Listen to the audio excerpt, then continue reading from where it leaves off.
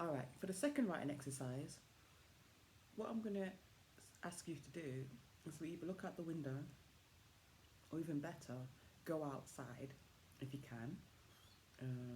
If you have a garden, maybe stand in the garden, lie in the lawn. If you haven't got a garden, maybe stand on the pavement outside your house and look up at the sky and study the clouds.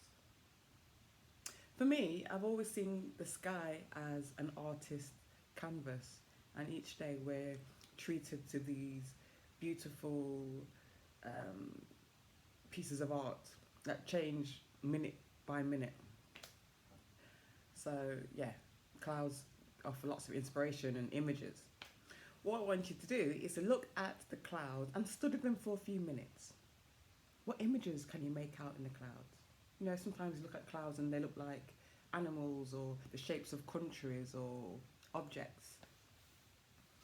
So look at the clouds for a few minutes and write a list of things you think you can make out, images you can see in the clouds.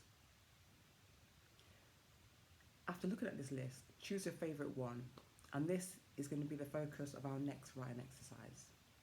Again, if you check the PDF that was emailed to you, you will see there are some writing prompts for you to follow. I'll quickly go over a few now though. So using your favourite image from the clouds, you may want to start with, I looked up and I saw rashers of bacon in the sky at 9 a.m.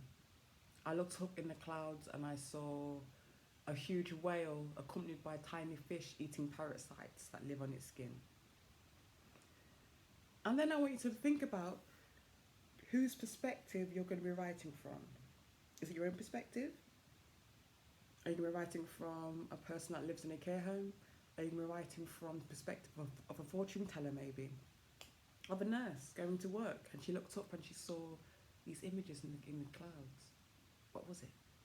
Okay? How did the image in the sky impact on the day or life in general?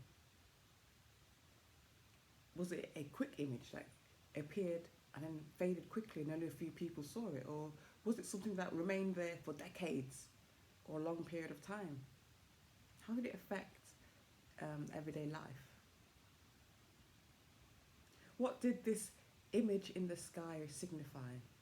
Did it signify anything? And there are a few more writing prompts.